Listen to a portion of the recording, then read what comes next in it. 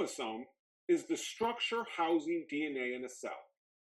Chromosomes are structurally quite sophisticated, containing elements necessary for processes such as replication and segregation. Each species has a characteristic set of chromosomes with respect to number and organization. For example, humans have 23 pairs of chromosomes, 22 pairs of numbered chromosomes called autosomes, 1 through 22, and one pair of sex chromosomes, X and Y. Each parent contributes one chromosome of each pair to an offspring.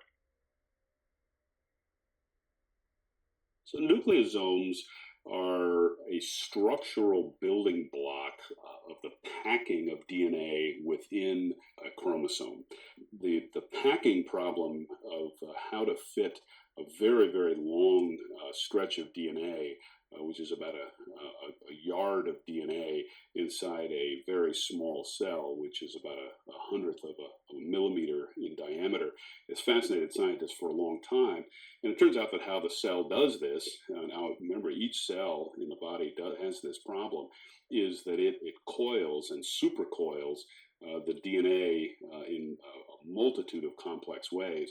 The fundamental building block of that coiling are nucleosomes, which are blocks of essentially little spheres of histone proteins around which the DNA is wrapped, and they're look literally like beads on a string, except the beads have the DNA wrapped around them instead of having the DNA go through them in the case of a bead on a string.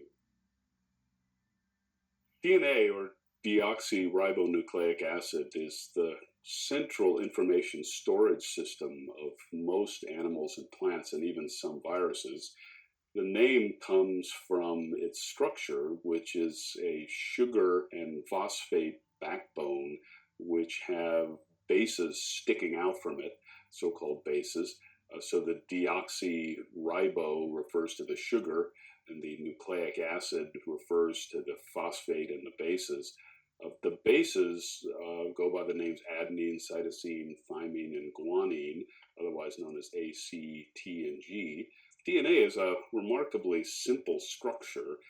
It's a polymer of 4 bases, A, C, T, and G, but it allows enormous complexity to be encoded by the pattern of those bases, one after another.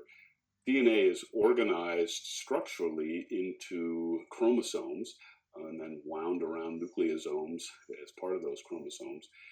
Functionally, it's organized into genes, which are pieces of DNA which lead to observable traits.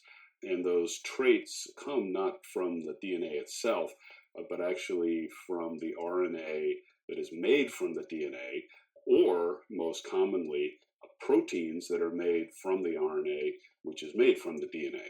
So the central dogma, so-called, of molecular biology is that genes, which are made of DNA, are made into messenger RNAs, which are then made into proteins.